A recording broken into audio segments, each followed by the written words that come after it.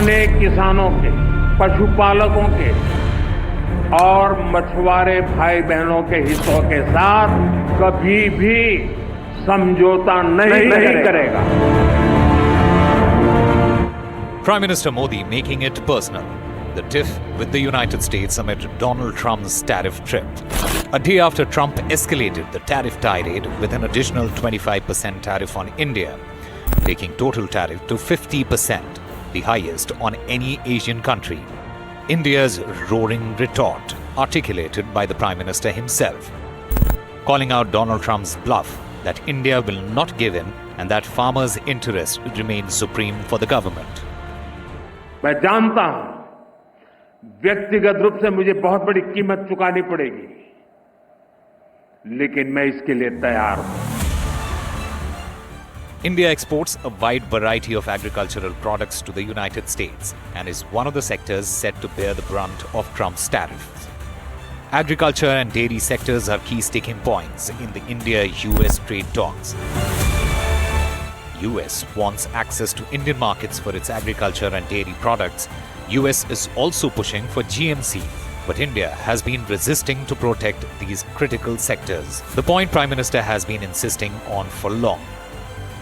आज दुनिया की अर्थव्यवस्था कई आशंकाओं से गुजर रही है। अस्थिरता का माहौल है।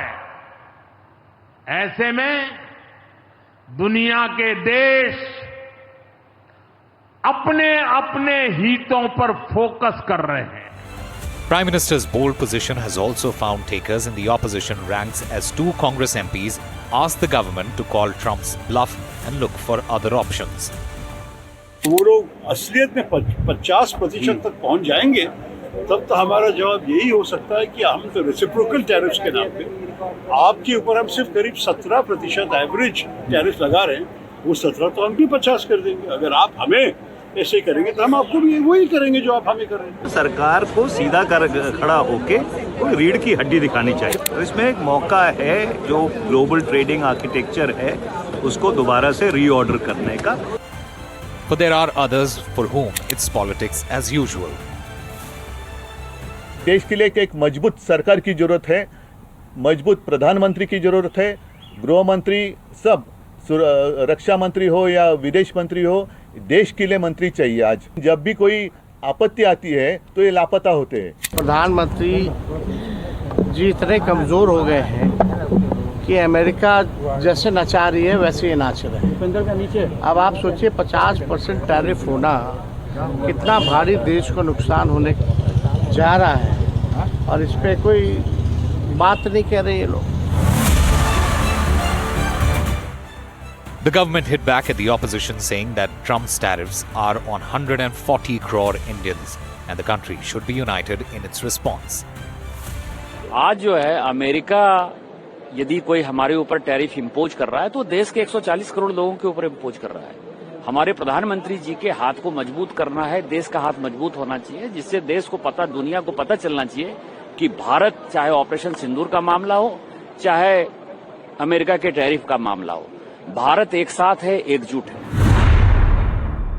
Trump's tirade against India is based on New Delhi buying Russian oil, which India has clarified is guided by market forces.